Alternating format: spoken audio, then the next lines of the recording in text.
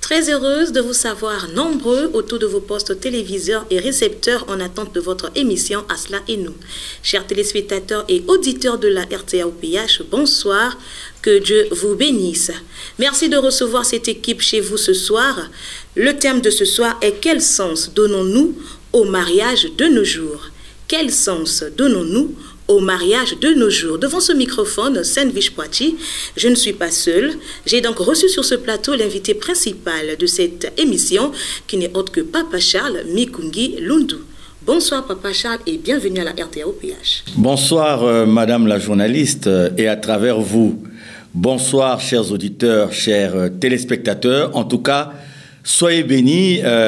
Nous savons que le monde bouge, nous savons que nous assistons depuis quelques années déjà à beaucoup d'événements sur tous les plans, dans tous les domaines de notre vie.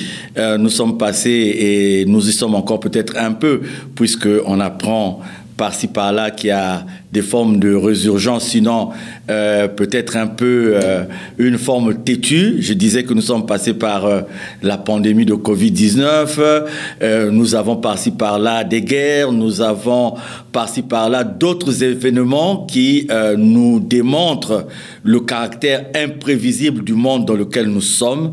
Et pour nous qui croyons en Dieu, eh bien, en vous saluant, c'est de dire aussi, de demander, de supplier notre Seigneur et notre Dieu de nous garder, de nous guider, de nous protéger, de nous inspirer dans ce monde qui bouge, dans ce monde dans lequel, si nous ne faisons pas attention, si nous n'accordons pas une confiance en notre Seigneur et notre Dieu, si nous ne recherchons pas le développement d'une intimité véritable avec Dieu, eh bien, nous risquons d'être entraînés par des pesanteurs de cette vie. Que Dieu soit avec nous.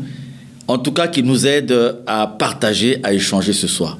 Vous avez compris que c'est le mot introductif de notre invité. Alors, avant d'aborder le thème de ce soir, quelques questions préliminaires, Papa Charles. Un retour sur les directs après une période de rediffusion. Quelles sont les raisons? Les raisons sont simples. Premièrement, c'est la demande des auditeurs et des téléspectateurs. Vous savez, il y a eu certains thèmes pour lesquels les auditeurs et les téléspectateurs ont attaché une certaine importance et ils ont voulu que nous revenions de façon à ce que l'assimilation soit portée à une dimension souhaitée et voulue par eux. La deuxième raison, c'est que nous étions pris entre plusieurs feux entre-temps. Et vous savez, l'adage populaire dit que la plus belle fille ne peut donner que ce qu'elle a. Nous étions sur un plan professionnel très full, comme on dit en anglais. Nous avons eu aussi entre-temps la santé qui nous a soumis à quelques caprices, à quelques aléas, j'allais dire. Et tout ceci a fait que nous ne soyons pas devant les téléspectateurs et les auditeurs de façon directe. Et en cumulant donc ces deux raisons, en les associant tout au moins, vous avez là la signification des rediffusions qui se sont enchaînées ces derniers temps. Alors, ce conflit dans votre association, où est-ce que vous en êtes? Ah, madame la journaliste, vous savez, je n'en parle plus. Simplement, tout le monde a compris ce qu'il fallait comprendre. C'était là d'ailleurs un des objectifs majeurs de ce que nous étions en train de faire. Donc, ce qui peut se faire maintenant, on appelle ça des atermoiements, on appelle ça des arrêts de jeu, en fait, en quelque sorte. Mais tout est su, tout est connu. Et c'est ce que nous avions dit, c'est ce que nous n'avions cessé aussi de dire. Et donc, aujourd'hui, peu importe ce qui peut arriver, l'essentiel a été fait. Donc, je m'en occupe plus tellement. Mais j'aimerais autant vous dire à vous et aux auditeurs et aux téléspectateurs également que cela a été une école. C'est vrai que ce n'est pas encore fini, ce n'est pas encore tout à fait fini. Cela a été une grande école qui nous a fait grandir. Parce que comment ne pas croire en la puissance de Dieu? Comment ne pas croire en la présence de Dieu? Et quand vous êtes malmené de la sorte, hein, je pèse les mots malmené, véritablement malmené, je me disais que dans ma vie, j'avais rencontré certaines expériences qui allaient au-delà de l'entendement humain, mais il a fallu vivre ces quelques années de crise, de conflit au sein de notre association pour mieux apprécier la nature de l'homme. Et parmi les leçons à retenir, il ne faut jamais se fier aux apparences. Ça, c'est une leçon que je retiens, que je ne suis pas prêt à oublier et qui me servira le reste des jours que Dieu m'accorde encore sur cette terre. Il ne faut pas se fier aux apparences. Vous pouvez vous dire que c'est dans les milieux de prière qu'on retrouve les gens qui sont acquis à l'exercice de l'amour sincère de Dieu. Vous allez vous dire que c'est dans les milieux de prière qu'on retrouve des gens qui sont prêts à aider, qui sont prêts à tendre la main, qui sont prêts à accorder le pardon. Mais malheureusement, ce que nous avons vécu a démontré le contraire. Qu'il y a peut-être des gens qui ne fréquentent pas les églises, il y a peut-être des gens qui ne fréquentent pas les lieux de prière, mais qui ont le respect de Dieu, qui pratiquent l'amour sincère du prochain. Et Madame la journaliste, j'ai aimé et j'ai souhaité que beaucoup de gens ne soient pas à ma place, parce que cela a été très compliqué. Mais bon, voilà, je n'en parle plus. Pourquoi je n'en parle plus aussi? Parce qu'on évolue. Parce qu'en fait, la réalité, c'est qu'au-delà de tout ce qui a été fait, ça n'a rien arrêté. Ça n'a pas arrêté la foi des uns et des autres. Ça n'a pas arrêté l'avancée de notre association.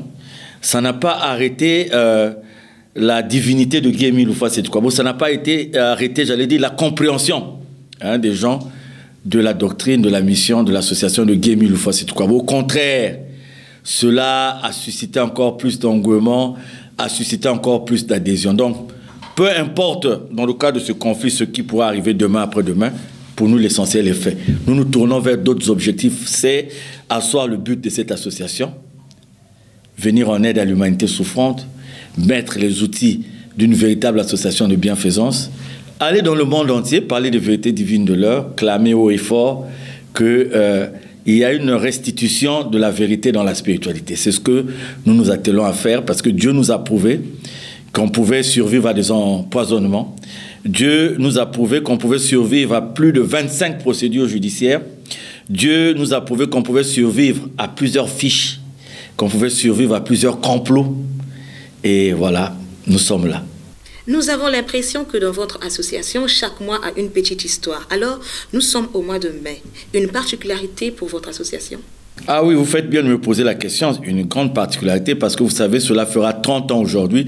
C'est un événement, on en parle. Et il y a des gens qui pensent que ce ne sont juste que des racontards, des chimères qu'on aurait fabriquées. Franchement, cela m'étonne, parce que c'est quand même un événement qui a été vécu. Il y a des témoins qui vivent.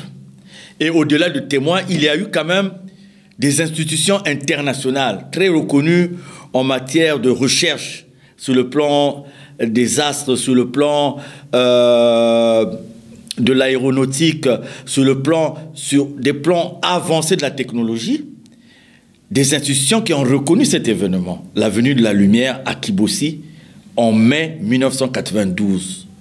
C'est une réalité, Madame la journaliste. Et je crois un privilège aussi pour les Congolais que nous sommes de vivre un tel événement. Donc, malheureusement, vous savez, il y a eu beaucoup de choses qui sont venues comme masquer ce grand événement. Le mois de mai, pour nous, est synonyme de la venue de la lumière au Congo-Brazzaville, plus exactement au Mont Karikari. Donc, il revient souvent qu'aux alentours du 20 mai, tout au moins le dimanche qui se rapproche de chaque 20 mai, que nous organisions une célébration de cette journée par ce qu'on appelle une prédication publique. Et je crois que le caractère particulier de ce mois de mai, de l'édition 2022, c'est au sortir de tout ce qui a été dit sur notre association, de cette nudité que nous avons exposée à gauche et à droite, c'est de dire réellement aux gens pourquoi nous croyons en Guy Émile Houphouët-Sédhiou. C'est ça ce que nous allons tenter, sous son inspiration bien entendu, nous allons tenter d'expliquer aux uns et aux autres. C'est une fête délocalisée, c'est-à-dire que c'est chaque section qui va la célébrer. À Pointe-Noire ici, ça sera en Goyo. À Brazzaville, ils ont aussi un endroit, Kaï, Madingou, zone nord, le Gabon, la Côte d'Ivoire, le Bénin, le Ghana, l'Europe. c'est une fête qui sera célébrée un peu partout, au Colorado, les États-Unis d'Amérique. Et la particularité cette année, puisqu'on entend parler, il y a beaucoup de gens même qui se moquent de nous.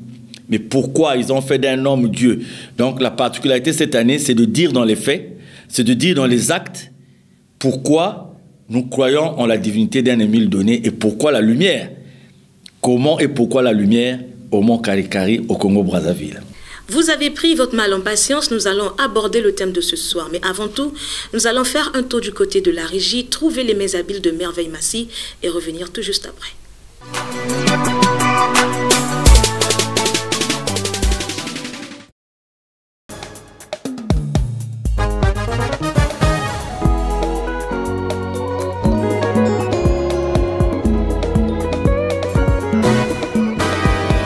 Life is precious, you must make it worthy. Battez la bombe,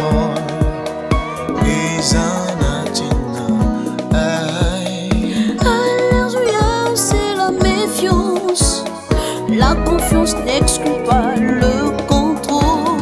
Mosmobalito mi batela. Mosmobalito mi batela. Samayawe, kakayawe.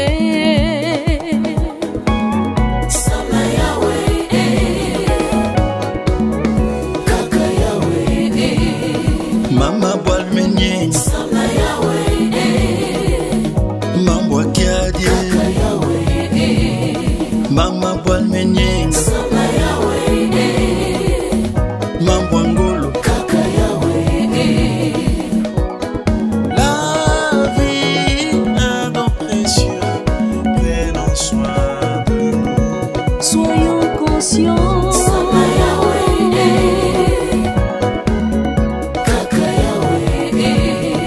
Mama boal menye. Mambo kiadie. Mama boal menye. Mambo angolo.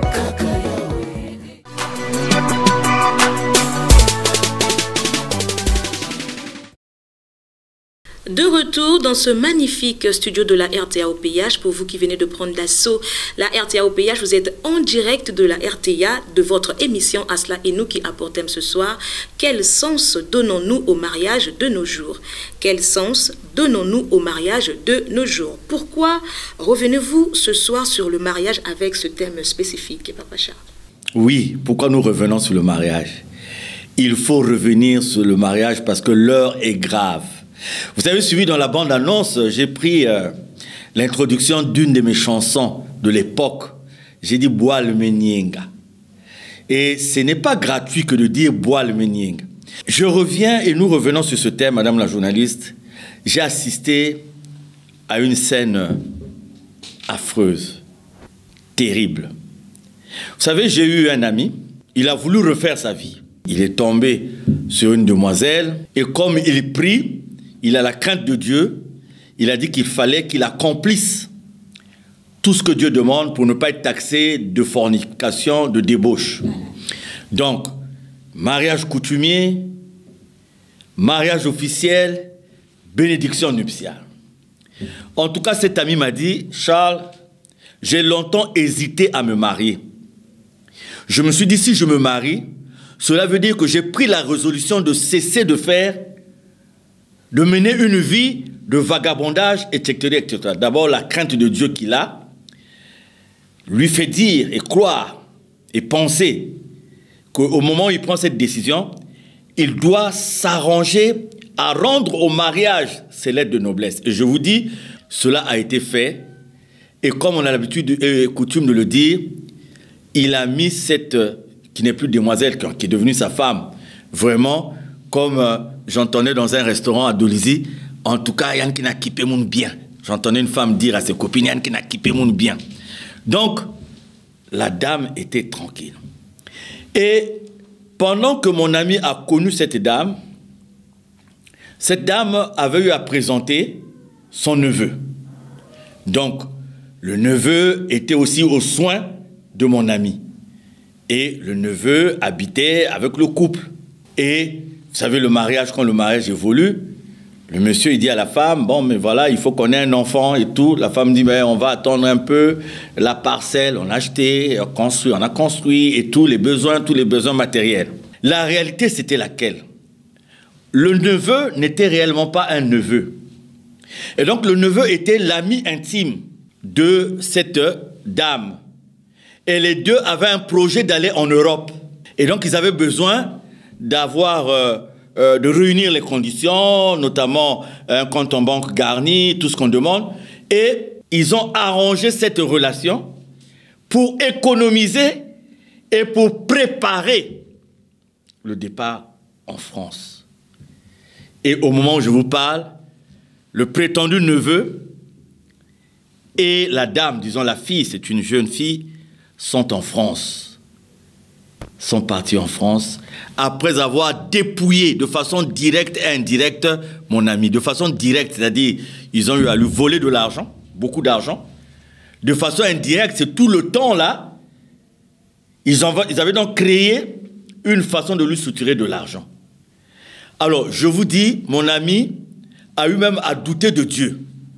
Il a dit, je prie, j'ai confié cet acte-là entre les mains de Dieu. Mais je ne comprends pas que Dieu ait permis qu'on puisse me réduire à néant. Et si je vous dis qu'il n'est pas malade, je mens. Il est malade parce que c'est une situation difficile à supporter. Alors, vous voyez, une femme qui a amené un homme auprès de ses parents. Il y a eu le mariage coutumier. Il y a eu le mariage officiel. Et on est venu à l'église, il y a eu la bénédiction nuptiale. Et voilà que le fameux neveu qui était au lait et au miel. Donc cela veut dire que quand l'ami partait au boulot, le neveu était vraiment dans les nuages. Et quand je suis tombé sur ce problème, je me suis dit, il y a péril dans la demeure. Et beaucoup d'autres exemples de destruction de mariage, de destruction de foyer, de manque de considération de l'institution mariage. Beaucoup d'autres exemples me sont revenus. Et quand je vois la société d'aujourd'hui, notre objectif, c'est qu'à la fin de cette émission, que tout le monde, moi y compris, vous y compris, que nous puissions respecter l'institution mariage, que nous puissions comprendre que lorsqu'on n'est pas prêt, ce n'est pas la peine de s'engager dans le mariage. Que nous puissions comprendre, là je suis sérieux, madame la journaliste, surtout pour nous qui connaissons Dieu. Si, quand nous ne sommes pas prêts, ne posons pas ce pas. Si nous posons ce pas, cela veut dire que nous avons pris l'engagement de laisser une certaine vie. Exactement parlant, Papa Charles, qu'est-ce que vous avez constaté? Aujourd'hui, on constate quoi, madame la journaliste? Moi, mon analyse personnelle, on peut me contredire, c'est un échange, c'est que le mariage devient une garantie. C'est-à-dire une garantie de quoi? De respectabilité. On se dit, je suis en couple. Je suis avec un homme, je suis avec une femme. Donc ça donne comme une respectabilité. C'est comme une couverture, c'est comme un camouflage. Où on se dit, on sait que je suis marié, donc je ne peux pas faire telle chose ou telle autre chose. On sait que je suis marié, je ne peux pas poser tel ou tel autre acte.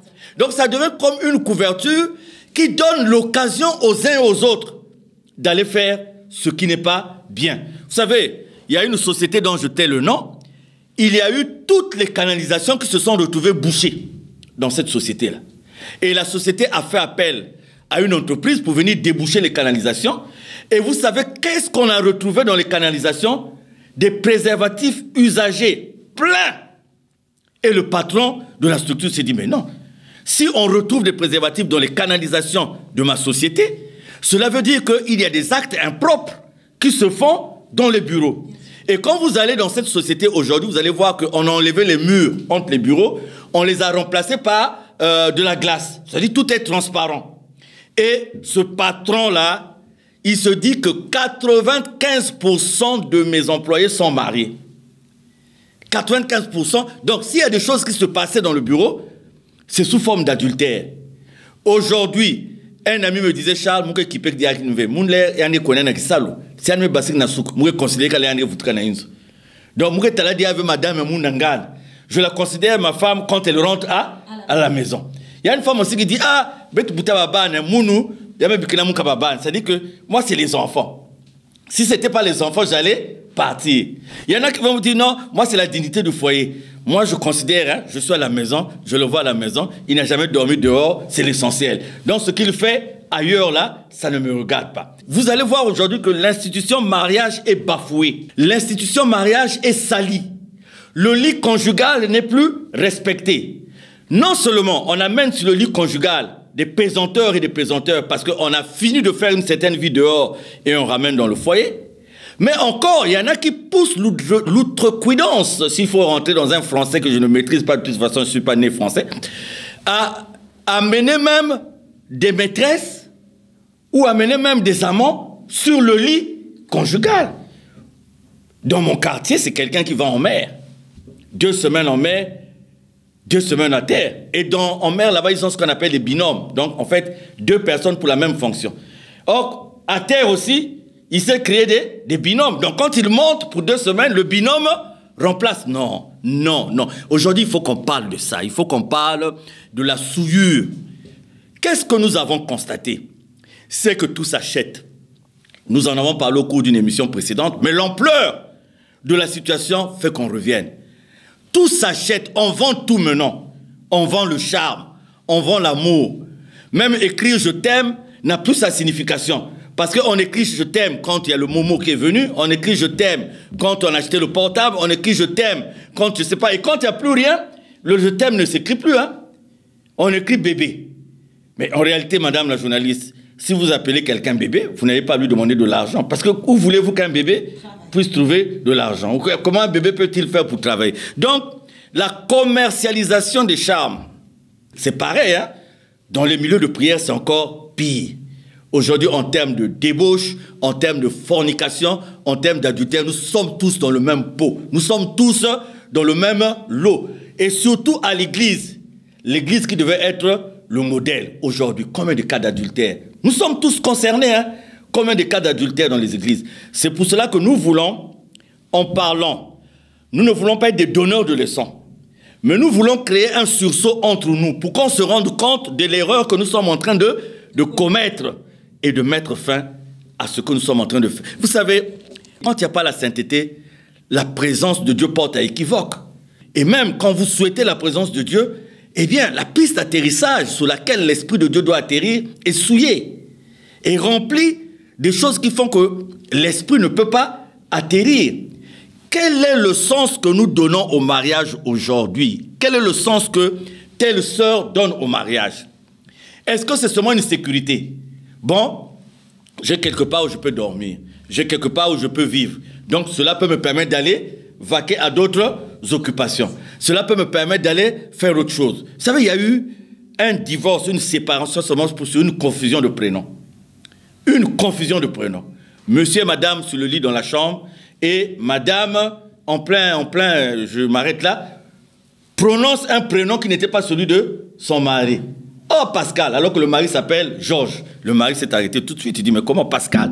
Et il se rend compte que dans l'entourage familial, il y a un Pascal qui rôde autour et il a la confirmation. C'est grave et c'est triste. Quelles sont selon vous les raisons qui entraînent les couples à plonger dans l'infidélité et dans les pervers? Nous allons partir sur 2 bases. Nous allons partir d'abord sur une base purement générale et nous allons arriver sur les raisons en ce qui concerne la spiritualité. Sur un plan général, vous savez, revenons, le spirituel et le général, pour nous qui n'avons plus de vie privée, sont ensemble à un moment donné. La Bible nous dit, mon peuple meurt faute de connaissance. Vous savez, une société sans Dieu, nous en avons parlé dernièrement, c'est une société où les pervers, où tout ce qui sort de la morale a du mal à être vécu, a du mal à être maintenu. Le grand problème de notre société aujourd'hui, c'est la méconnaissance de Dieu. On a une impression en apparence qu'il y a beaucoup de gens qui fréquentent les lieux de prière, qu'il y a beaucoup de gens qui vont dans les églises. Mais plus les gens vont dans les églises, plus la véritable foi ne se retrouve pas. Parce que Dieu dit que sa crainte est le commencement de la sagesse. Donc si tous ceux qui vont, parce que majoritairement, il a été démontré que la majorité de notre société fréquente les églises, fréquente les lieux de prière. Donc le résultat, si la majorité dans notre société avait la crainte de Dieu, nous vivrions une société de sagesse. Nous vivrons une société d'amour. hein, de partage sincère. Mais donc, si nous fréquentons les églises et qu'au contraire, les actes qui se retrouvent dans notre société sont éloignés de l'amour, sont éloignés de la sagesse, cela veut dire que nous fréquentons ces lieux de prière sans pour autant avoir la crainte de Dieu. Alors, les raisons, c'est ça d'abord, la raison principale. Parce que quand on n'a pas Dieu en soi, quand on n'a pas la crainte de Dieu, on fait tout ce qu'on peut faire. Vous savez, vous pouvez être deux, enfermés quelque part, vous vous dites que personne ne vous voit. Mais quand vous avez la crainte de Dieu, même si vous êtes seul, vous avez peur de poser un acte parce que vous dites que Dieu me voit. Donc aujourd'hui, pour préparer cette émission, j'essaie de poser des questions à quelques personnes. J'ai demandé d'abord aux frères, aux hommes, qu'est-ce qui vous pousse à ne pas respecter le mariage? Alors, parmi les raisons qui ont été évoquées par les hommes, il y a un qui m'a parlé de la stérilité de sa femme. Que sa femme ne peut pas mettre au monde, qu'il veut fonder une descendance. Et s'il a été conduit donc à aller hors du mariage, c'était pour aller voir la possibilité d'avoir une postérité. J'ai posé la question à d'autres personnes. Il y a un ami qui m'a dit carrément que lui, c'est comme une maladie. Il ne peut pas se contenter d'une femme. Lui, en tout cas, il doit en avoir plusieurs. C'est une maladie. Et il m'a dit, pour que son foyer marche, il doit sortir avec d'autres femmes. Il dit quand il sort avec d'autres femmes, c'est là où il a le respect pour son foyer. C'est-à-dire qu'il tient l'équilibre à la maison que lorsqu'il sort avec d'autres femmes. Mais il m'a dit qu'il a le respect pour sa femme à la maison. Qu'il prend soin de sa femme à la maison. Qu'il n'est pas prêt de divorcer avec sa femme. Mais pour avoir l'équilibre, il dit sa femme ne suffit pas. Mais j'ai dit, mais pourquoi ne pas aller vers la polygamie? C'est-à-dire de façon officielle, tu en prends deux. Il dit, deux aussi ne suffiront pas. Et donc lui, il dit, c'est dans son corps. C'est comme ça. J'ai trouvé des hommes aussi.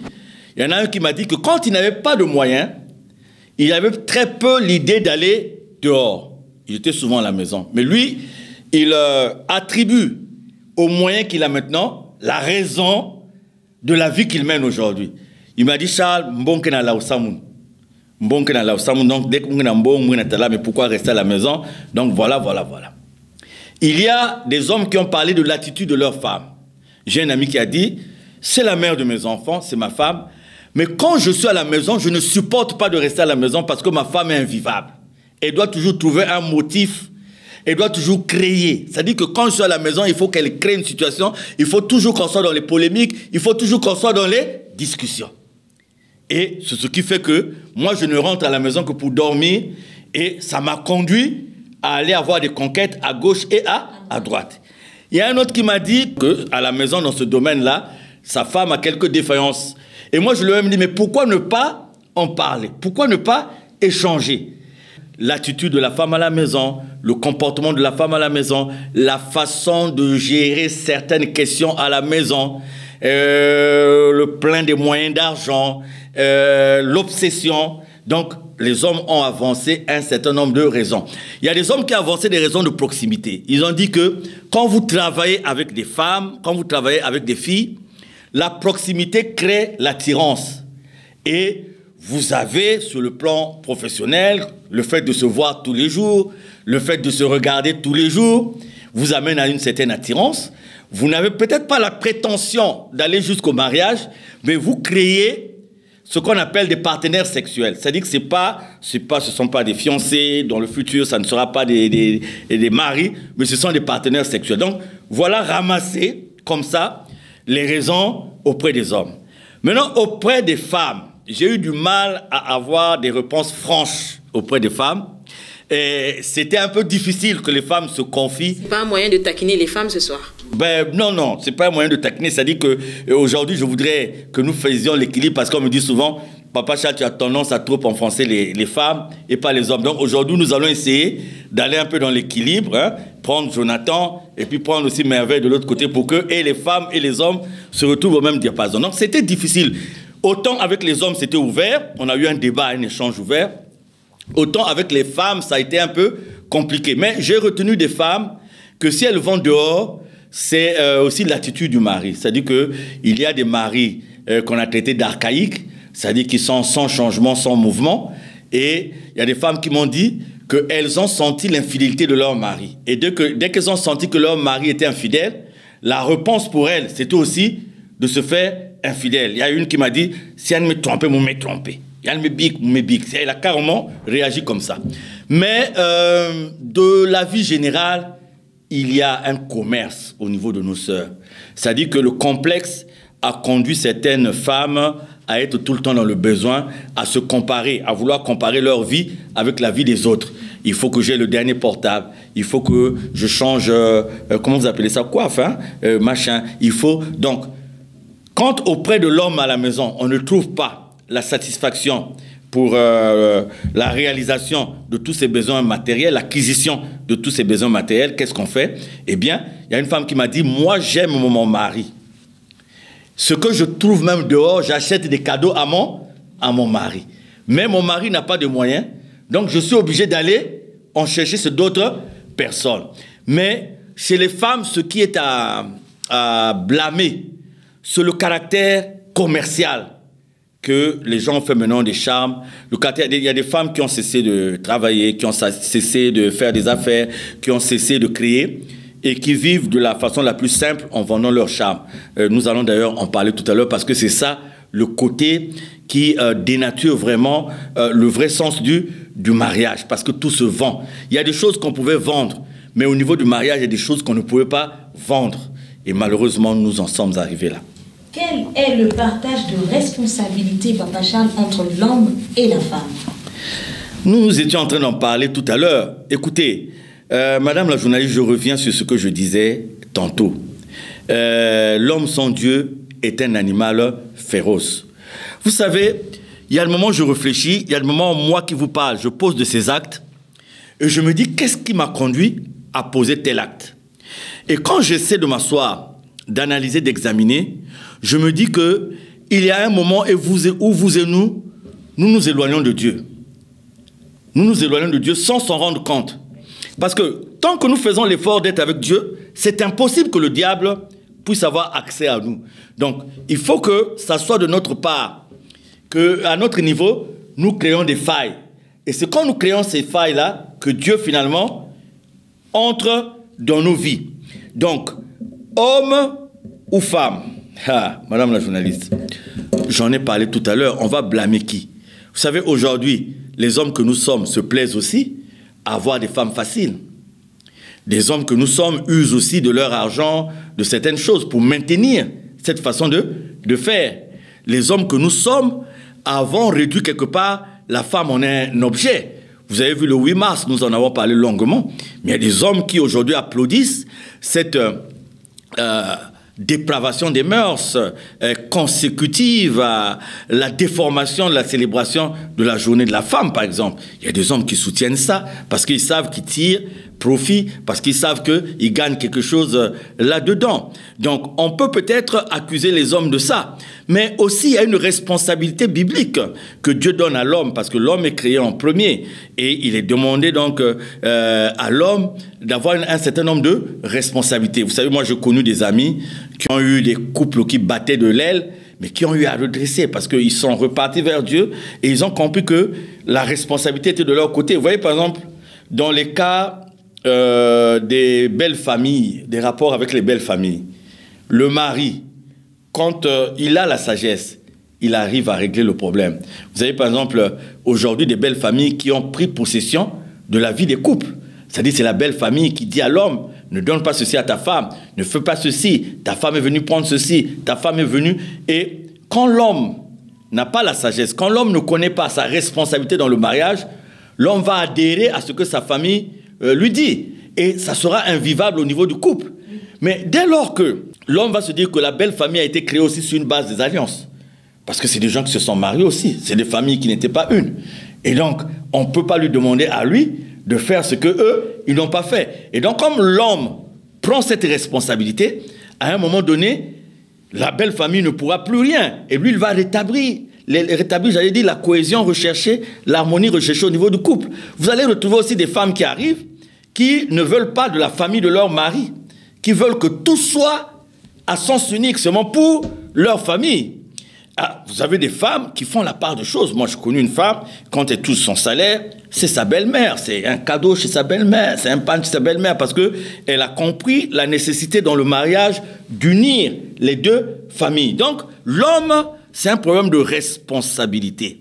Je disais tout à l'heure que ces affaires de sexe, ces affaires de relations, ça se passe dans la tête. Le tout se passe dans la tête. Vous savez, un avion qui avait fait un accident dans la cordillère des Andes, en Amérique du Sud, et les gens étaient restés bloqués quelque part, et loin de toute présence humaine, et ils ont mis du temps, et au fur et à mesure, ils n'avaient plus ni vivre ni quoi du tout. Mais comme parmi eux, il y avait et des survivants et des morts, à un moment donné, les survivants se sont mis à manger les restes de leurs collègues qui étaient décédés. Et c'est grâce à ça qu'ils sont restés en vie et qu'ils ont pu être retrouvés. Mais pour en arriver là, c'est quoi? C'est le cerveau. Il fallait d'abord que le cerveau soit formaté pour accepter de manger cette viande. C'est comme dans la vie de tous les jours. Il faut s'asseoir un moment et se dire ce que je suis en train de faire. C'est un problème de conscience. C'est un problème de relation avec sa propre conscience. Je vous dis, quand on ne fait pas ce retour permanent envers sa conscience, quand on n'a pas ce débat sincère avec sa conscience, bien sûr, en mettant Dieu devant, et on arrive à commettre des actes répréhensibles. Vous savez, c'est toujours bon de regretter après l'acte, mais c'est mieux de ne pas commettre l'acte. Parce que les gens vont prendre pour témoin le psaume 51, où David dit « Tu as un cœur contrit et brisé ». Mais la contrition d'un cœur ne peut être jugée que de Dieu. La tristesse soudaine que vous allez avoir n'est peut-être pas signe de contrition, parce que la contrition revient à Dieu. Donc, les hommes, c'est un sujet de responsabilité. Mais les sœurs, les femmes souffraient que je sois un peu virulent vis-à-vis des femmes, parce qu'aujourd'hui, une femme peut peser la conséquence d'un acte qu'elle va accepter. Par exemple, vous êtes là, vous savez que c'est le mari de votre ami, le mari d'une sœur avec laquelle vous priez. Donc, s'il vient vers vous, il y a une responsabilité de la femme de dire non. Non, tu es marié. Non, je suis marié. C'est pour ça que j'ai pris l'exemple des portes. Or, aujourd'hui, certaines femmes mariées, la serrure n'existe même plus. Parce que quand il y a la serrure, il y a une bataille pour prendre la clé et donner à une autre personne. Quand il n'y a pas de serrure, c'est donc la permission est donnée à tout le monde d'ouvrir. Mais quand il n'y a plus rien et que même le vent ouvre la porte, ça c'est dangereux. Et on a des sœurs comme ça dans les églises. On a des sœurs comme ça dans le lieu de prière qui ont une apparence des gens qui prient, des gens qui sont dans... Mais en fait, quand elles se préparent toute la semaine pour aller à la prière, c'est pour aller séduire. C'est la tenue, c'est ceci. Donc, la responsabilité, il faut que, premièrement, que nos sœurs, nos mamans, apprennent à dire non quand il s'agit d'eux. Qu'elles apprennent à dire non. Parce que si elles disent non de façon catégorique, cela va empêcher aussi les hommes que nous sommes d'évoluer. Et deuxièmement, de se battre par l'effort, de cesser de croire qu'on peut gagner la vie en vendant les charmes. Ça a une conséquence toujours quelque part un jour après. Avec toutes les raisons que vous avez évoquées, Papa Charles, quelle est la responsabilité de l'Église dans tout ça? Ah, nous touchons là le point en question. On va encore dire, Papa Charles va encore parler du mal de X ou de Y. Nous ne parlons de mal ni de X ni de Y, Madame la journaliste. Si nous disons que nous sommes à Dieu, il y a un certain nombre de comportements que nous devons laisser. Aujourd'hui, la honte pour nous, c'est quoi? Et il faut le dire de façon directe, il faut être clair. La honte aujourd'hui pour nous, c'est le fait que des gens qui devaient rejoindre les églises, les gens qui devaient rejoindre les lieux de prière ont des hésitations. Non pas par rapport à la grâce de Dieu, parce qu'on vient à Dieu par sa grâce, mais ont des hésitations par rapport à ce qu'ils remarquent, à ce qu'ils observent dans les églises et dans les lieux de prière. Pourquoi, par exemple, aujourd'hui, que votre enfant, qui ne prenait pas d'alcool, et le jour où il fréquente une église, il se met à prendre l'alcool? Le jour où il rentre dans le zolo, il devient soulard? Et si vous demandez à son père de venir dans le zolo, il aura une hésitation. Parce qu'il va dire que j'ai mon fils qui était là, qui ne buvait pas, qui ne rentrait pas tard. Mais depuis qu'il est rentré dans l'Ouzolo, il boit, il rentre tard. J'ai ma fille, depuis qu'elle est rentrée dans l'Ouzolo, elle devient dans le vagabondage. Il aura une hésitation.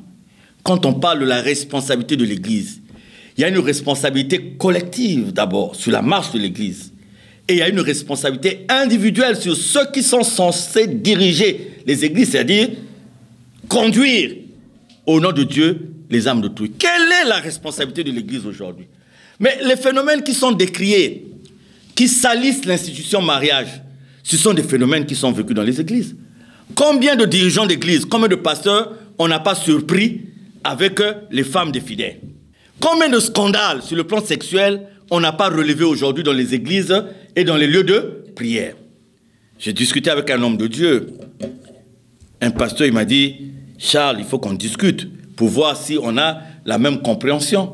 Et on s'est retrouvés dans un restaurant au centre-ville et il m'a dit exactement ceci, que n'as-tu pas l'impression que plus on évolue dans le champ de Dieu, plus la tentation est grande? Je dis, mais le diable connaît les faiblesses des uns et des autres. Le diable travaille sur ces faiblesses-là. Tu es accro à l'alcool, le diable le sait.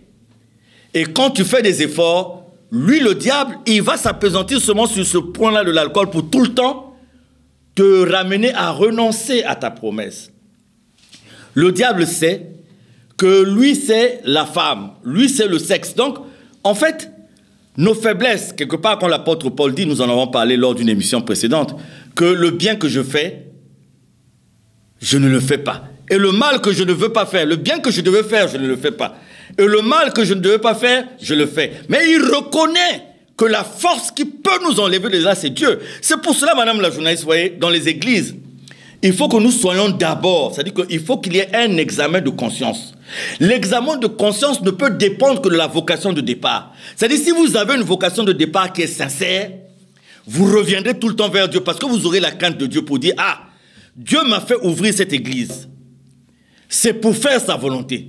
Si je commence à déraper, je dois revenir vers celui qui m'a confié la mission. » Mais si la vocation de départ est faussée, vous savez bien que vous avez ouvert cette église, que vous avez ouvert le lieu de prière pour votre intérêt personnel, pour jouir, pour prendre l'argent des gens, et en jouer par la suite, eh bien, vous ne ferez jamais, vous n'écouterez pas votre conscience, parce que vous aurez peur d'écouter votre conscience, parce que c'est votre conscience qui va chaque fois vous ramener à la raison. Or, moi, je me méfie des gens qui disent qu'ils ont déjà gagné la vie éternelle. Je me méfie de tous. Il y a des gens qui nous font croire qu'ils n'ont plus rien à chercher auprès de Dieu. En tout cas, eux, ils ont déjà gagné la vie éternelle. Donc, c'est à eux maintenant d'enseigner aux autres comment gagner la vie éternelle. Je dis que nul n'est juste sur cette terre. On doit enlever en nous l'esprit de suffisance.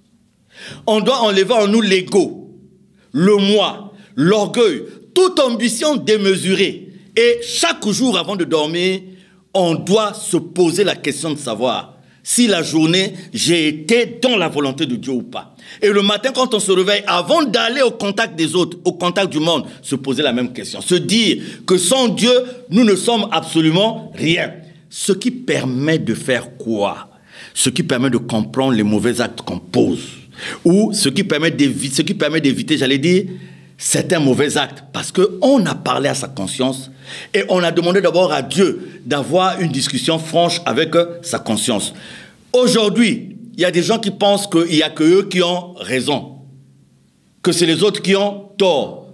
Quand vous partez sur cette assertion-là, vous ne comprendrez absolument rien. Vous savez, la Bible dit « faire beaucoup et s'estimer peu ».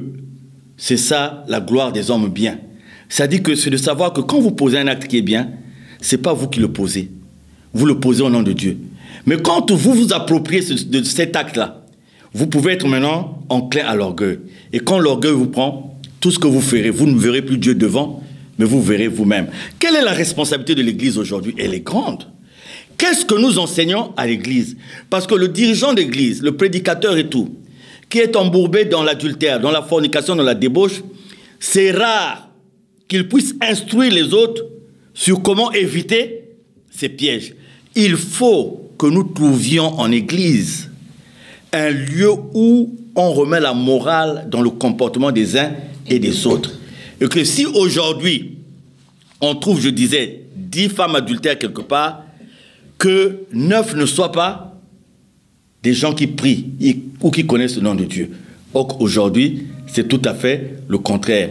Moi, cette responsabilité de l'Église, pour revenir à quelques enseignements de base, pour revenir à une certaine influence qui amènera la société à délaisser un certain nombre de comportements, moi, c'est un appel que je continue de lancer aux uns et aux autres pour que la dignité de l'Église soit restaurée quand même dans la conscience de la majorité de nos frères, de nos sœurs qui veulent bien venir dans les églises, qui veulent bien venir partager la vie communautaire avec nous. On a parlé de la responsabilité de l'Église. Alors, quelle est la responsabilité personnelle du chrétien? C'est ça surtout le grand problème. Aujourd'hui, le chrétien a tendance à donner sa vie par procuration à d'autres personnes. Le chrétien croit que pour aller vers Dieu, il faut impérativement passer par une autre personne. Le chrétien, dans son ensemble, a cessé de croire que s'il appelle Dieu, il a le regard de Dieu et la réponse de Dieu tout de suite, alors que c'est cela qui est possible. Quel que soit l'endroit où vous êtes. Me disait un frère, il est allé se soulager dans la forêt, il faisait la route, il est allé se soulager dans la forêt, et au moment où il se soulage, c'est un serpent qui vient vers lui. Et il a crié au nom de Jésus. Et le serpent a fait comme un demi-tour. Mais cet exemple veut dire quoi? Ce frère, il était là, dans une position dans laquelle on a peut-être honte d'appeler Dieu. Parce qu'on se dit, on est dans une position où, vraiment, c'est honteux. Mais c'est une leçon. Dieu a dit que partout où vous êtes, à n'importe quel moment, si vous faites appel à moi avec foi, je réponds. Donc, la responsabilité individuelle, elle part de là aussi. Comme j'ai parlé des églises, des vocations de départ, il faut parler aussi en termes individuels des vocations de départ. Qu'est-ce qui conduit les uns et les autres à l'église? Pourquoi vous êtes allé à l'église? Pourquoi vous êtes à l'église? Pourquoi vous fréquentez l'église? Si c'est pour la recherche de Dieu, je vous dis que Dieu vous mettra dans la vérité. Et Dieu vous montrera là où c'est faux et là où c'est vrai. Mais si c'est l'enthousiasme, vous allez pour séduire, vous allez pour voler, vous allez pour montrer vos habits, vous allez pour montrer vos chaussures, vous allez pour montrer le dernier portable que vous avez eu, eh bien, vous ne comprendrez rien de cette volonté que Dieu attend de vous. Donc, il y a une responsabilité individuelle qui est grave parce qu'il n'y a plus une différence de vie entre vivre dans le monde et vivre à l'église. Il n'y a plus de différence. J'ai cherché le monde, je l'ai vu dans l'église, et quand j'ai cherché l'église, je l'ai vu dans le monde. Nous avons parlé des raisons, des responsabilités, des devoirs par rapport à ce thème. Alors, nous allons aborder le côté des conséquences d'une vie dépravée. Ah oui, madame la journaliste, vous savez, chez nous à Lozolo, Guy Mulfati-Tukabo dit que des relations sexuelles sans véritable amour ont des conséquences sur la spiritualité des uns et des autres. Vous savez, les relations sexuelles, c'est un moment délicat où sur un plan, un autre plan que celui qui est vu des hommes, il se passe énormément de choses. Et quand vous n'avez pas la maîtrise sur ce plan-là, vous aurez le manque de maîtrise sur le plan de l'intimité avec Dieu. Donc, des relations sexuelles sans véritable amour nous rapprochent des animaux. Encore même les animaux, ils attendent la période de chaleur. Mais aujourd'hui, nous avons des détraqués. Nous avons vraiment ce que j'appelle des détraqués, mais vraiment détraqués. C'est-à-dire que des gens, vous le voyez, costume, cravate. Bon, oui, moi, je costume, cravate, j'en ai. Mais, oui, charité bien ordonnée commence par soi-même. Mais vous n'imaginez pas la vie sale dans laquelle ils sont. Mais il y a des conséquences. Les conséquences sur le plan spirituel, il y a des conséquences. Regardez les grands hommes de la Bible. Les grands hommes de la Bible sont tombés à cause de quoi? Sont tombés à cause de la femme. Ce sont les conséquences. Quand vous voyez Samson, quand vous voyez le roi David avec Bathsheba, la femme a été à l'origine et encore à l'origine de beaucoup de problèmes jusqu'à présent. C'est pas pour rien que le chanteur avait dit Makamomi Balé et Bomi Mokili Mobimba. Liboso c'est Likambo, il y a Falang, il y a Mi Balé, Likambo à moi. Ah. Donc il y a des conséquences et des conséquences graves quand elles sont sur le plan spirituel. Alors, on aborde les conséquences sur le plan physique. Il y a les maladies. Quand on parle de conséquences physiques, aujourd'hui, quand vous êtes enclin dans ce domaine-là de façon désordonnée, le risque, c'est quoi? Le risque, c'est de prendre des maladies, les ramener à la maison. Mais je vais vous donner un exemple. Je connais quelqu'un dont la femme est décédée du sida. En tout cas, la femme est décédée du sida. Et la famille de la femme s'est retournée contre le mari. Pour dire au mari, c'est sûr, c'est toi qui a. Donc le mari, il avait une vie assagie, une vie vraiment tranquille. La femme, et on attaque le mari, on amène le mari pour faire les examens. Le mari n'avait rien. Et on a soumis le mari pendant 1 an parce qu'on se disait non, la maladie va apparaître. Jusqu'au moment où je vous parle, le mari n'avait rien. Et c'est la femme qui est allée chercher, elle a eu. Mais le mari n'a pas eu. Pourquoi? Parce que les destins des deux s'étaient révélés encensés l'un par Dieu et l'autre par les pratiques de la femme qui étaient contraires à la volonté de Dieu. Et comme le monsieur avait donné sa vie à Dieu, le monsieur il est resté sain. Et la femme est partie avec la maladie. Donc, Dieu n'est pas aussi injuste pour que vous allez prendre la maladie quelque part, que vous ramenez à la maison. Mais si votre partenaire, lui, il a une vue calme, c'est une injustice de Dieu aussi que de soumettre votre partenaire à la pagaille, hein, aux conséquences de la pagaille que vous avez eu à créer vous-même. Donc, côté physique, il y a des conséquences de ce genre. Il y a la maladie. Aujourd'hui, on parle des maladies sexuellement transmissibles et on parle de cette pandémie du sida. Côté conséquences physiques, il y a aussi les avortements, les interruptions volontaires de grossesse.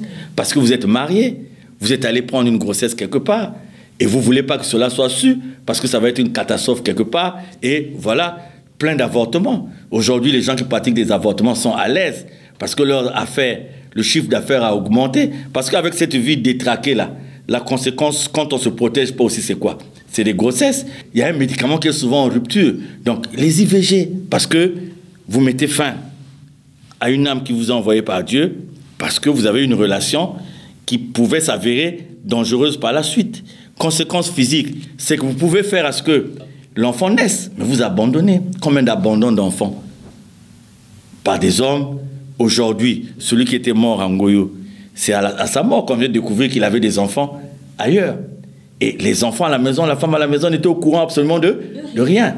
Mais tout ce monde-là allait à l'église. Tout le monde allait à l'église. Tous les dimanches, fréquenter l'église. Grave, madame la journaliste. Très grave, très grave. Donc, les conséquences physiques, il y a la femme qui peut se rendre compte de l'infidélité de son mari et qui rentre dans les ulcères d'estomac parce qu'à force d'être dans le stress, elle tombe malade, c'est des ulcères.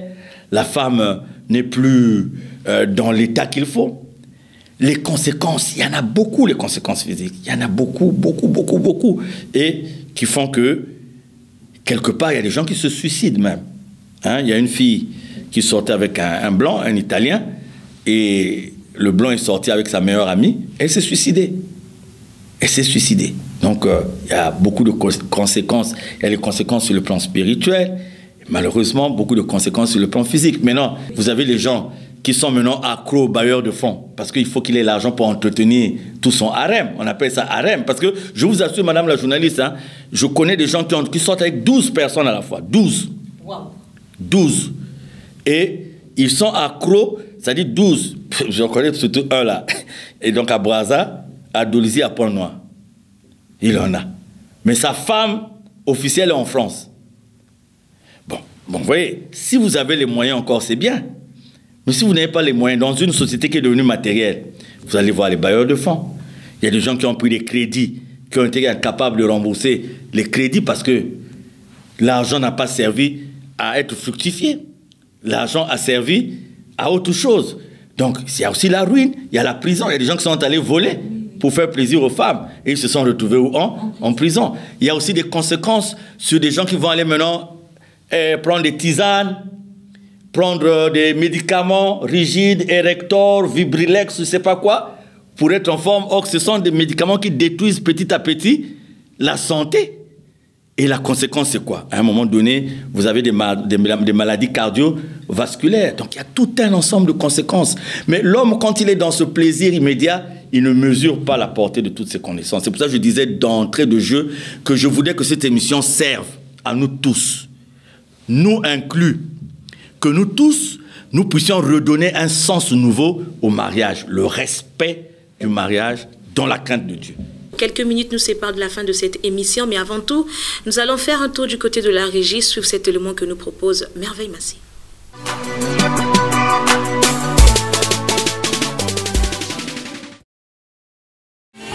Mama Wiza Beto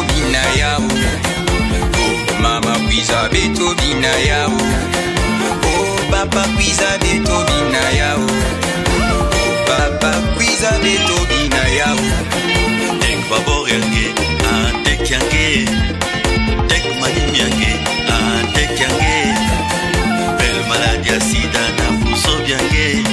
Oh, belle maladie na puso yange.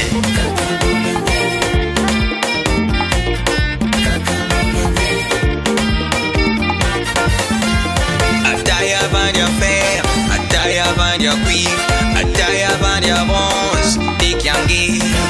Ataya bandia fer, ataya bandia cuivre, ataya bandia bronze, tek yange.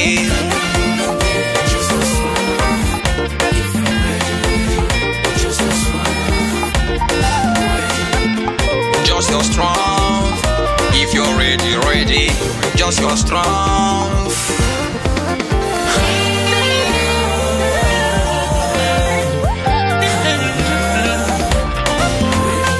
Yes, Mama Nangaye.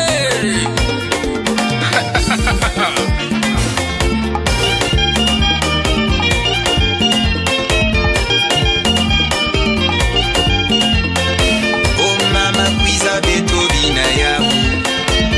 Mame betobi na. Oh papa kwiza betobi na yao.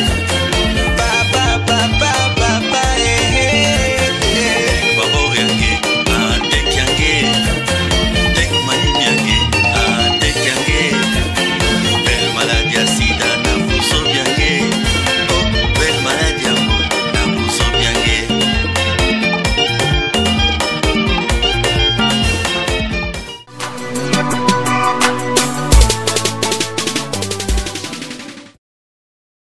Merci Merveille Massy pour cet élément. Alors nous allons aborder notre dernier virage. Le thème de ce soir, quel sens donnons-nous au mariage de nos jours? Qu'entendez-vous par mariage, Papa Charles? Les gens vont vous dire que le mariage, c'est quand on a fait la dot, c'est-à-dire que le côté coutumier. Les gens vont vous dire que le mariage, c'est quand on est allé à la mairie. D'autres vont vous dire que le mariage, c'est quand on a fait la bénédiction nuptiale. Alors, il y a tout ça. Il y a des gens qui commencent, présentation, etc., qui montent jusqu'à. Bon, moi, je voudrais qu'on entende par mariage, c'est vrai, je ne vais pas rentrer dans le débat des termes de mariage. Je ne vais pas rentrer là-dedans. Que les auditeurs, les téléspectateurs m'excusent, on reviendra peut-être plus tard pour dire quel est le véritable mariage, est-ce que c'est le coutumier, est-ce que... Mais je voudrais aujourd'hui, en parlant de mariage, de parler de tous ceux qui vivent en couple. Je voudrais simplifier la question aujourd'hui de ceux qui vivent en couple et c'est reconnu. Reconnu comment? Reconnu par la famille, reconnu par l'État, reconnu par l'Église. Je voulais parler de cela. Parce qu'il y a des gens qui peuvent vivre en couple, c'est seulement des gens qui ont trouvé qu'ils vont vivre un moment, 6 mois après, ils vont se séparer. Un mariage de contrat. Bon, même pas de contrat de plaisir. Parce que vous avez des gens, vous commencez à vous voir, et elle amène une chemise, elle amène un pagne, elle amène un gobelet, et puis, au bout de 2 mois, c'est un mariage. Elle s'est installée.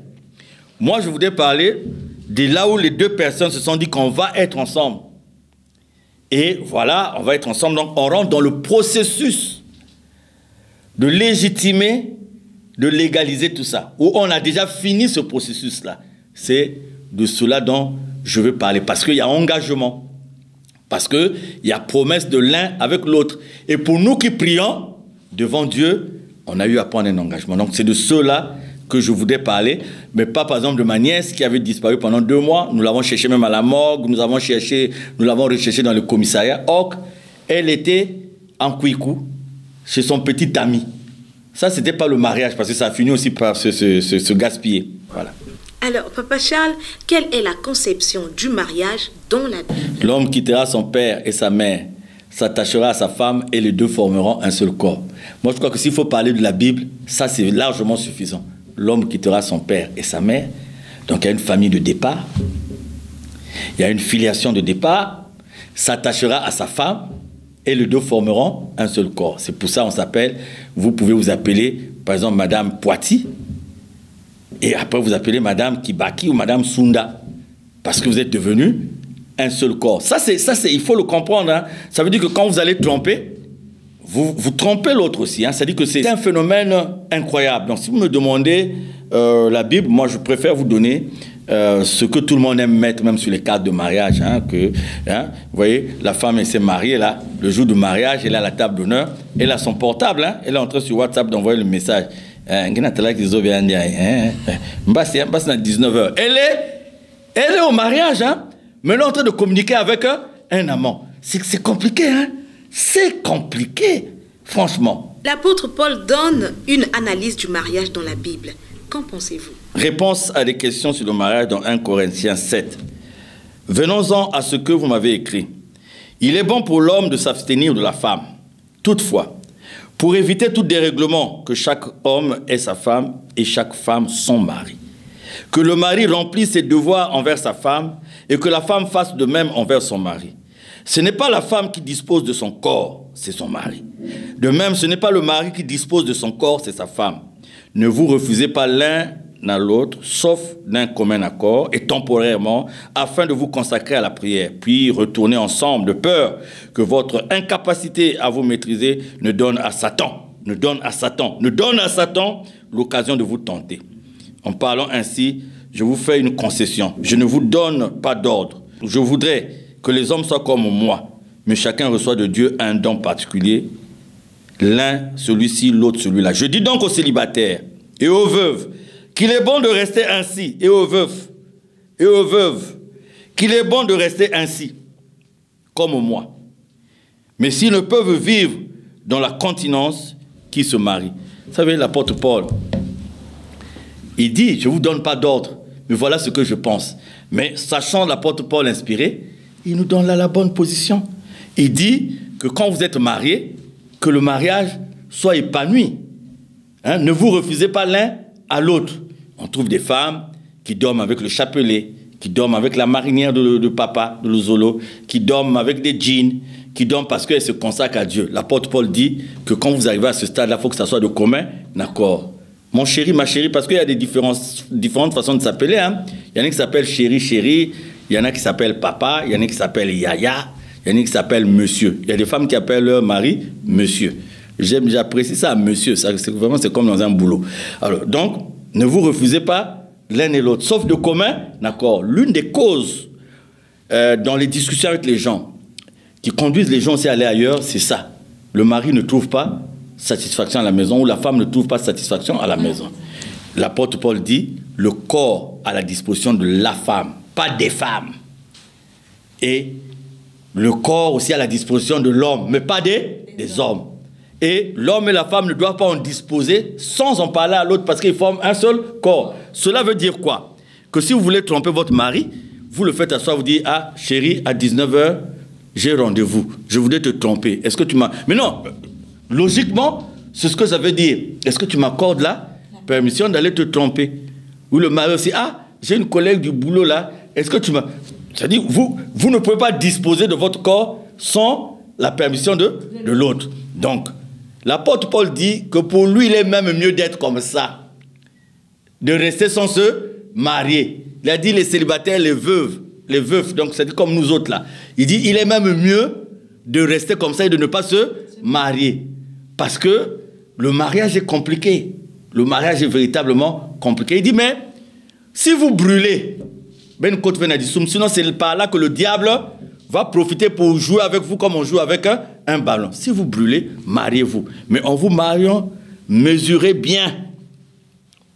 Ne vous mariez pas par hasard, comme des mariages industriels auxquels on assiste, où ma nièce s'est mariée quelque part, parce que dans leur église là, tant que vous n'êtes pas marié, vous n'avez pas le droit de vous connaître. Non, non, non, non, non. C'est le jour du mariage. Nous, on a félicité notre nièce, on l'a accompagnée à la maison de mariage, nous sommes revenus à la maison, et on voit un taxi venir. La nièce qui sort, qu'est-ce qui se passe? Ah, mon Kundiavé. Pour quelle raison, je ne peux pas le dire au cours de l'émission, vu la respectabilité de l'émission, mais quand elle nous a donné la raison, moi je suis sorti par la porte du derrière parce que les mamans étaient là, les tantes étaient là. Je me dis, hey, il fallait nous habiller avant. Donc, on ne s'engage pas n'importe comment dans les mariages. J'assiste à des mariages industriels ici, où tu vois même dans le visage des mariés qu'il y a quelque chose qui ne va pas. C'est comme si on les a obligés à se marier. C'est comme si on a imposé. Non! Ça doit être la libre volonté des uns et des autres. Sinon, vous allez créer des sardines. C'est-à-dire que le poisson, vous le mangez naturellement quand vous le pêchez. Vous avez même une différence entre le poisson que vous pêchez et celui qui est congelé et celui qui est dans la boîte de conserve. Les trois n'ont pas le même goût. Hein. Prenez le chinchard, vous le mangez là, vous le pêchez là, au lycée là. Vous prenez le chinchard qui est venu de carton depuis la Thaïlande et vous prenez le chinchard qui est dans la boîte. Les goûts ne sont pas différents. Donc, on court le risque de fabriquer des mariages industriels et c'est tout à fait normal que ces mariages patinent, qu'on constate dans ces mariages des choses qui ne sont pas normales. Il faut que les gens s'aiment, que les gens s'apprécient. Encore un autre débat, ben, nous ouvrirons le débat tant que cela doit concourir à nous ramener à une vie saine vis-à-vis de Dieu. Votre conception personnelle du mariage? J'ai une conception à moi du mariage pendant près de 30 ans, se basant sur la fidélité, se basant sur la communication, se basant sur le respect. Dieu au-dessus de tout. Parce que le mariage peut être aussi une façon pour Dieu de mettre deux personnes en contact pour que l'une des personnes, Dieu puisse la sauver à travers l'autre. C'est ce que les gens ne comprennent pas. Quand vous avez souvent beaucoup de batailles dans les mariages, c'est que le diable sait qu'il est en train de perdre une personne. Que si le mariage là dure à lien qui va le couper, là un tel. Mais les couples qui ont compris ça, le mari comprend par exemple qu'il est là pour sauver la femme au nom de Dieu. La femme comprend qu'elle est là pour sauver le mari au nom de Dieu. C'est des couples qui, après beaucoup de difficultés, s'en sortent. Et quand ils s'en sortent, il y a la plénitude même de l'expression du mariage. C'est ça.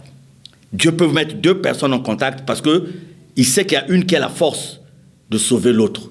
Et on a sur cette terre des liens de famille qui souvent viennent tout gaspiller.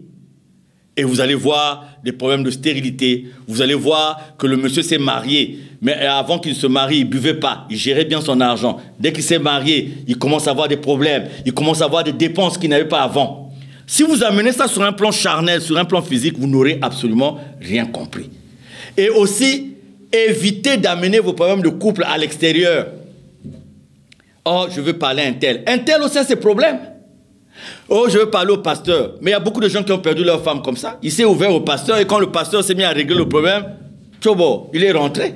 Et on a perdu. Vous avez la force entre vous de gérer ce genre. Donc, la fidélité. C'est l'homme qui quittera son père et sa mère.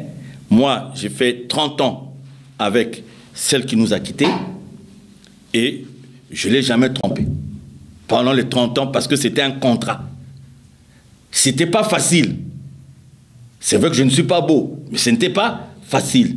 Mais c'était un contrat. Donc, la fidélité. La fidélité ne veut pas dire rester statique. La fidélité vous conduit à innover, à créer. J'ai un ami qui m'a appelé, qui m'a dit, Charles, avec ta soeur à la maison, je n'arrive plus, il n'y a plus d'envie. Quand je la vois, j'ai dit, écoute, alors, la dernière fois que vous êtes allé au restaurant, c'était quand? Oh, il y a longtemps. La dernière fois que vous avez fait un voyage, c'était quand? Oh, il y a longtemps. La dernière fois, je dis, écoute, tu as ton passeport, elle a son passeport, oui, on s'organise. Allez, on part à Abidjan. Nous sommes partis à Abidjan. Et le couple s'est retrouvé parce qu'ils étaient dans un autre environnement. Parce que aussi, la fidélité ne veut pas dire la routine, ne veut pas dire la monotonie. Moi, j'ai parlé d'Abidjan, mais Abidjan, c'est loin. Vous pouvez vous décider aujourd'hui, vous êtes à Point-Noir, il y a longtemps que vous êtes sortis, venez à Dolisie. Vous venez à Dolisie. Vous venez même à Mbouti. Le fait de se promener dans les arbres. C'est-à-dire que c'est nous-mêmes qui rendons nos vies de couple monotones. Parce qu'on est bloqué. On est bloqué. Il faut s'épanouir. Si on n'a pas l'argent pour aller loin. Mais combien de gens peuvent se décider un jour d'aller faire un peu de sport avec sa femme? Vous sortez un peu, vous allez vers Côte-Matèvre. Si vous ne pouvez pas courir la marche, vous tenez votre femme par la main. Vous savez qu'il y a des gens, il y a longtemps, qu'il a tenu sa femme par la main. Donc, tenir sa femme par la main, c'est pour... Moi, j'ai donné des conseils comme ça. J'ai dit, écoute, repars dans les sentiments avec ta femme. Le matin, tu dis à ta femme, je t'aime. Le soir, tu dis, chérie, bonne nuit. Donc, reviens à des trucs élémentaires. Parce qu'après, monsieur et madame deviennent comme petits frères. Voilà. Donc, il y a ça. La fidélité, c'est le changement, c'est l'innovation. Vous changez. Aujourd'hui, vous avez mangé à table. Demain, vous pouvez manger à la véranda. Le soir, faites-vous un repas au coin. Parce qu'il y en a, quand les enfants commencent à naître, ça commence à casser aussi le couple. Faites la part des choses entre les enfants. C'est des petites choses. C'est-à-dire, vous allez arriver à une complicité, monsieur et madame, et vous allez trouver qu'aller ailleurs, ça ne sert absolument à rien. Monsieur, quand tu vas être au boulot, tu vas penser à comment vous étiez avec madame. Quand les enfants dorment, prenez un temps, sortez à la véranda, madame prend la tête, tu poses la tête sur la poitrine du mari. Il y a des couples comme ça depuis des années, ils n'ont jamais fait ça. C'est l'innovation. Mais chez vous, c'est archaïque. Pas. Même dire au revoir pour sortir, rien. Quand tu rentres aussi, il y a qu'une table. Tout ça. Donc, en fait, vous avez créé ces schémas qui vous compliquent la vie vous-même. Moi, je parle là d'expérience, de ce que j'ai vécu. Parce que faut qu'on boit, coûter l'âme. Et donc, c'est des conseils que je peux donner aux gens. Donc, la communication, il faut communiquer. Il faut communiquer tout le temps et à tout moment. Tu as eu le salaire, oui, on fait quoi? Tu as eu ceci. Le manque de communication, c'est ça aussi qui casse tout. Tu remarques que ta femme a une défaillance, parle-en. Asseyez-vous. Et il y a la façon de parler, il y a la façon de discuter. Madame la journaliste, c'est pas un gay, la communication est très importante dans un couple. Souffrez un peu parce que vous m'avez demandé ma conception à moi du mariage. Il y a la façon d'échanger. Vous savez, quand vous prenez en compte ce que je venais de dire avant, vous ajoutez une bonne communication. Je ne dis pas que le couple ne vivra pas dans des problèmes, mais les problèmes seront réglés d'une façon harmonieuse. Il y aura la compréhension. Je vous dis, moi j'ai fait 30 ans, jamais porté la main sur ma femme, on ne s'est jamais haussé le temps, on ne s'est jamais battu. Mais cela ne veut pas dire qu'on n'avait pas de problème, mais il y avait une façon de les régler. Parce qu'avec l'évolution, on est parti de frustration, de problèmes, et on a compris que quand on mettait Dieu devant, il y avait une façon de régler tout le reste. C'est-à-dire qu'on avait par exemple une habitude, quand tu as une tentation, quand elle au boulot, au marché, quelque part, quelqu'un l'a abordé, quand elle vient, tu dis, tu sais chérie, on m'a abordé, voilà. Et on en parle, ça devient comme un sujet, et ça passe. Et moi aussi, quand je venais, je dis, ah, mais tu as vu après le dombage, la sœur là, voilà, et ça passe. Et du coup, on parlait de ça, on l'échangeait, ça devenait le sujet, et le lendemain matin, le sujet n'existait plus. Donc, la communication, c'est se dire, si c'est le mari seulement qui travaille, si les deux travaillent, on est là, ah chérie, on est à la fin du mois, comment on fait? Ah, mais les collages de l'enfant, on avait fait ceci, on a eu un... Donc, vous discutez. Et quand vous discutez, l'avantage, c'est quoi? C'est que la femme ne va plus douter du mari. Le mari ne va plus douter de la femme parce que tu sais ce qui a été fait de l'argent. Aujourd'hui, il y a une opacité totale dans ce que la femme gagne ou dans ce que le monsieur gagne. Ça pousse l'un et l'autre à poser des besoins qui vont peut-être au-delà de la réalité. Ou même encore de dire, si tu ne m'achètes pas ceci, c'est parce que tu achètes à une personne qui est dehors. Or, même les besoins, ça se parle. Ah, chérie, moi, je vais prendre 50 000 ce mois-ci parce que tu sais, depuis longtemps, j'ai plus de chaussures, j'ai plus de ceci. Bac à 40 000, passing et bac 50. Vous vous entendez? Et puis vous évoluez. Et c'est même là le secret d'un mariage qui n'est pas basé sur le matériel parce que vous parlez, vous échangez. Ah, mais chérie, on aura quelque chose de 70 000, il faut qu'on fasse quelque chose avec. Pour ne pas être dépendant du salaire, est-ce qu'on peut pas en garder? Vous en parlez. Mais là, vous apprenez qu'il y a des femmes qui font des tontines, le mari n'est pas au courant, le mari sera au courant des années-lumière après. Vous apprenez qu'il y a des maris qui ont construit, il n'y a que leurs parents qui sont au courant de là où se trouve la parcelle. C'est-à-dire que ton mari, le père de tes enfants, a construit quelque part, toi tu n'es pas au courant, les enfants ne sont pas au courant, même pas au groupe électrogène, comme dirait Cyril. Et c'est après que vous apprenez ça. Il y a des femmes qui ne savent pas parler à leur mari. Alors que c'est simple. Le mari rentre, tu ne sais pas comment il a fait la journée pour chercher ceci, pour supporter cela. Il y a une façon. Il y a des femmes qui connaissent à quel moment parler à leur mari. Et qu'est-ce qu'il faut leur dire? Il y a quelqu'un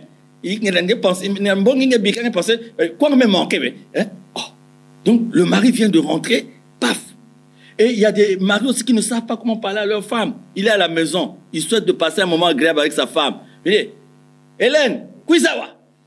C'est pas un commandement, on n'est pas dans l'armée. Alors que ça, c'est des choses, c'est du sentiment. Il faut aller dans le sentiment. Donc, fidélité, qui ne veut pas dire routine et monotonie. Changer comme vous changez la vie, les plats, vous rendez votre vie belle. Et vous allez voir qu'il y aura une dépendance. C'est-à-dire que le mari aura toujours besoin de la femme et la femme aura toujours besoin du mari. Parce que quand le mari est avec sa femme, il se sent bien. Et quand la femme se trouve avec son mari aussi, ils se sentent à l'aise. Ça devient comme des complices. Quand vous atteignez ce moment de complicité, le couple vit. Et dans la complicité, vous partagez tout. Vous communiquez. Et vous mettez la prière devant. Et voilà. Merci, Papa Charles. Votre analyse de l'expression pour le meilleur et pour le pire. Mamé, il y a des choses qui prononcées qu'il y a dans la mairie. Pour le meilleur et pour les pires. Surtout ceux qui ne maîtrisent pas trop le français. Donc, on a pris le temps de lui apprendre ça à la maison pour ne pas qu'il y ait erreur. Pour les femmes qui ne parlent pas français, par exemple. Donc, on a dit à la maison, il faut répéter ça plusieurs fois. Donc, ça dit, pour le meilleur, pour les pires. Pas répéter, c'est bien. Mais le constat est qu'on dirait que c'est souvent dans le meilleur seulement que les gens résistent à un mariage. Quand il y a le pire. Et aujourd'hui, beaucoup de femmes ont vendu le foyer parce que le mari ne travaille plus. Parce que le mari a un congé technique. Les deux prient. Au lieu de faire un effort de prière, la femme est même encouragée par ses amis, la femme est même encouragée par ses parents. Parfois même ses parents, là, quand le mari avait de l'argent, ils mettaient à l'aise cette famille. Et dès qu'il n'a plus les moyens, c'est les mêmes parents qui viennent dire à la femme,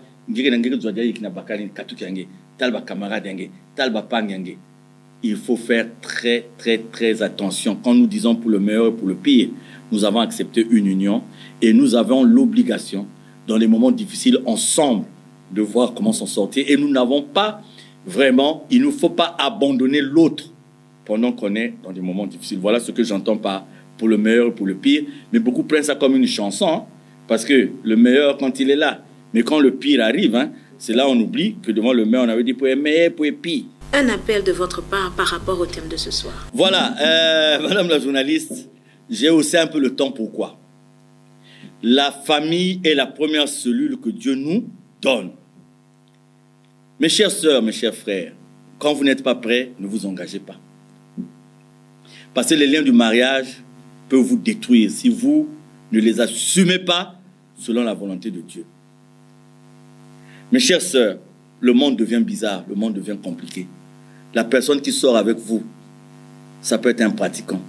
Ça peut être quelqu'un qui est accro à la magie.